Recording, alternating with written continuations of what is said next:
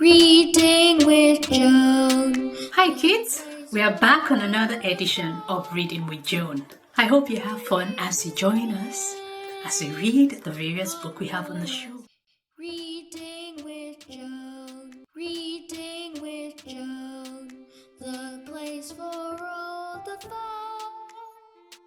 Hi everyone, I'm Big J, and today I'm reading Black and British. I'm going to start reading from where Little J stopped in the 20th century. The leader of the Labour Party, Hugh Gaitskell, in the Commonwealth Immigrants Act as cruel and brutal anti-colour legislation. But when the Labour came for in 1964, they did not abolish the act. Instead, the new Labour government actually reduced the numbers of employment vouchers available to unskilled immigrants, making it to unskilled migrants, making it even harder for non-white people to come to Britain, or for those already in the country to bring over their children or partners. Further Immigration Acts from 1968 to 1970, that was the last remnants of the rights of entry and residence, had been awarded to the Commonwealth citizens by the 1948 British Nationality Act. At the same time, the British governments were trying to reduce the number of people from the Commonwealth coming to Britain. They were also trying to reduce levels of discrimination against black migrants within the British society. That's interesting. In 1965 and 1968, the Labour government introduced two new race relations acts. The 1965 Race Relations Act set up the Race Relations Board, which was given the task of investigating cases of racial discrimination. The law also made it illegal to discriminate against people on the grounds of their race or of their race in hotels, pubs, restaurants, theaters, and nightclubs. Another part of the act made it illegal to incite racial hatred. However, the 1965 Act did not outlaw discrimination in housing and employment, two of the most important areas. That meant that even after the act had become law, landlords are still able to publish advertisements for rooms to rent said no black. The 1968 Race Relations Act established a Community Relations Commission and did make it illegal to discriminate in housing, employment, and in access to loans from banks. But discrimination continued in more subtle ways. Rivers of blood. It was in opposition to the Labour government's plan to introduce the 1968 Race Relations Act that the Conservative MP Enoch Powell gave one of the most famous speeches in British political history. In April 1968, 2 weeks after Martin Luther King had been assassinated in the United States, Powell delivered his so-called Rivers of Blood speech. In it, he described black British children in wide-grinning pickaninnies, and that said that black people and Asian people, even if they were born in Britain, never would be British. As racial outsiders, Powell believed black people should not be protected from racial discrimination, but anti-racism laws, but marginalized and ideally deported. Powell called it re-immigration. Refusing to see black children who had been born in Britain as Britons, Powell later called them the immigrant district population. Later, in 1968, in another speech, Powell said that West Indian or Indian does not, by being born in England, become an Englishman. In law, he becomes a United Kingdom citizen by birth. In fact, he is a West Indian or Asian still. Kids, that is not true. It proves that whatever you read, you can't believe everything you hear. This man was heavily biased towards racism, and with the day of delivering his Rivers of Blood speech, Powell was sad his party, but huge numbers of people in Britain supported him. A poll taken in April 1968 reported that 74% of those questioned agreed with him. He received many letters to support him. The newspapers reported an increase in violence against non-white people in the weeks after his speech, and many black British people who lived through 1968 remember there being a dramatic change in who were treated. Let's learn about institutional racism. By the middle of the 1970s, 4 out of every 10 black people living in Britain were born in the country. This younger generation constantly encountered racism in everyday life. At school, black Brits were discriminated against by a system that was quick to dismiss intelligence and to place them in lower classes. Teachers often had low expectations of what black people could achieve academically. After leaving school, many were unable to find because many employees remained prejudiced against black people. Throughout the 1970s, young black British people also suffered at the hands of the police. Many reports were published that revealed how police forces across Britain harassed the black community. Black clubs and nightclubs are constantly raided, and black political organizations were the subject of investigations and surveillance. Research carried out by sociologists in the internal culture found that within the police revealed widespread racism. Black were treated with suspicion and hostility, and racial slurs were used to describe them. When Black people were the victims of attacks by racists, the police often did little to help them, or would reject the idea that racial prejudice had been the motivation of the attack. When Black people were charged by the police, judges and juries in court almost always believed the police and their account of events. In 1981, 13 young people, all of them Black, died when a house in the New Cross area of London was consumed by fire. They had attended a birthday party. The police ruled the possibility that the fire had been started deliberately, and when pushed by the families, they dismissed suggestions that if the fire had been an armed attack, there might have been racial motives behind it. There was silence from the political class and a strong sense among Black Londoners that the authorities were not interested in deaths of young Black people. When, in March 1981, around 20,000 Black people marched from Deptford, South London, to the centre of the city, demanding a thorough investigation. Sections of the press reported the predominant peaceful march as a day of riots. The next month, the Metropolitan Police began an operation against violent street crime in the Brixton area of London. It was home to a large Black community. By 1981, that community had run patience after years of harassment and vilification. That police operation, which was launched in April 1981, made use of the hated sus law. The official term for this law was Section 4 of the Vagrancy Act of 1824, a law that had been passed over 150 years earlier under the reign of George IV, and was a law that William Wilberforce had been a critic of at the time. As used by the Metropolitan Police, the sus law allowed officers to stop and search anyone merely on the suspicion they intended to commit a crime. The operation in Brixton was undertaken by the Special Patrol, a unit of the Metropolitan Police that had a terrible reputation among London's Black community, and the police named their operation Swamp 81, possibly after a speech that Margaret Thatcher had given 2 years earlier, in which she said that some people have felt swamped by immigrants. Wow, guys, that's really, really stiff. Now, guys, you can see the behavior of people in Britain in the 20th century, and it's no joke. This is real.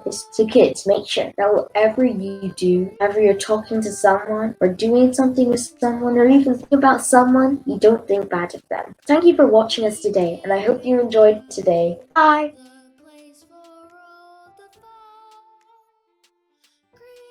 Hi, welcome to RWJ. This is another episode of our reading from, can you remember, kids? You should know by now. Come on, tell me. Anyway, if you can remember, Tales from the Caribbean. We are continuing on another story, a very interesting one. The title of today's story is Compere, Lapin, and the Good Sense. This story is based on a folktale from St. Lucia at the Commonwealth of Dominica. Yes, let's find out what's up. Now, good sense is something most people don't have enough of. Do you have good sense? Good sense tells you to carry an umbrella with you when the clouds look gray, or tells you to look left and right to be safe when you're crossing the road, or to eat all the green in order to stay healthy. Kids, do you eat your green vegetables? If you don't, good sense. It has been said that there was a time when good sense grew on trees. They say you could even find it in leaves or in bushes or stuffed in the corner or between a wall or just sitting there on the ground. Well, so I've heard. Kids, have you heard? I think so. Let's find out. The trouble with good sense was that it wasn't easily visible. It did had a blue hue, but you could see shimmerings of its quaint, but because it was difficult to spot, some folks could not get their hands on it easily. The animals in the forest could compete on a special day every year called Good Sense Day to see who could find and collect the most good sense, and the winner will get a trophy for his or her. Now, Compere Lapin was a troublesome rabbit, always trying to get more than his fair share of anything he could get his hands on. When Good Sense Day arrived that year. Corporal Lapin woke up with a fine plan.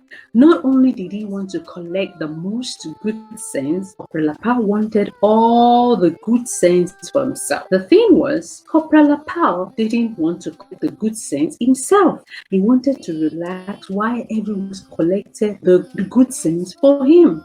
Range is a strange one. On the day of the annual competition, Corporal Lapin watched all the animals crawling around the forest, trying to collect as much good sense as they could. While they searched around, he did nothing but relax in the sun. The rest of the animals were not impressed. The rascal Corporal Lapin think he could get away with doing nothing. Whistle we all walk, said Corporal Dog. Well, better not think he'd getting any of my good things, chuckled Corporal Cockerel. Not mine, said Corporal Goat. When all the animals have collected as much good sense as they could carry, Corporal O did his best to count up to see who had the biggest pack. It was announced that Corporal Duck was this year's winner, and as Corporal O presented him with the good sense trophy, Corporal Lapin took the opportunity to step forward and said, wait, there's a problem.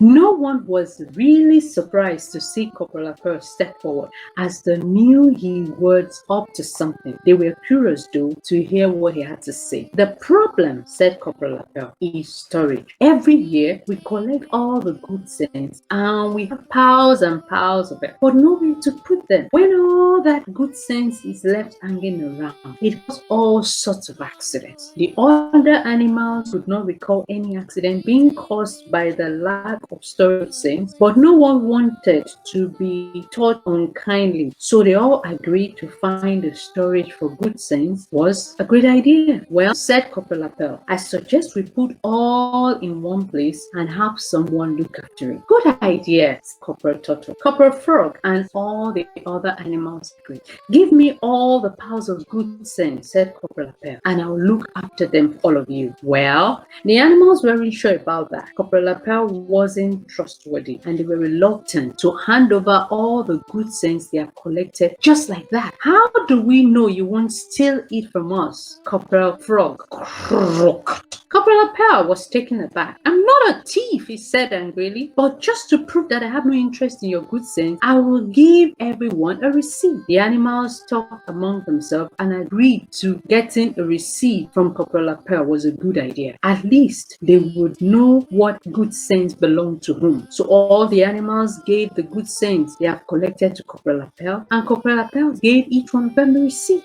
It seems like a perfect plan, and everyone was happy, but especially Corporal Lapin, who had no intention of giving any of the animals back the good sense, receipt or no receipt. Once Corporal Lapin had everyone's good sense and all the animals had gone home, he poured it all into a big iron cooking pot. He decided he would hang the pot on top of a tree in the center of the forest, far out of the reach of the other animals. He laughed at how foolish they had been, handing over their good sense for him to take care of. Well, he was going to take care of it all right. Not all the good sense belonged to him. Corporal Lapin dragged the big iron pot to the center of the forest. As he tried to climb the tree, pot in hand, he found the pot was far too heavy. Corporal Lapin didn't listen to the good sense telling him it wasn't a good idea to be climbing high with a pot, a big pot, and it wasn't long before he lost his balance and dropped the pot. All the good sense that had been collected scattered around the forest. Corporal Lapin was vexed. He hopped around angrily, moaning on how he had lost all the good sense he had tricked others into handing over. When all the animals in the forest came to Corporal Lapin, bringing receipts and asking for their portion of good sense, Corporal Lapin told them he had tried to keep hold of the things for them, but despite his effort, it has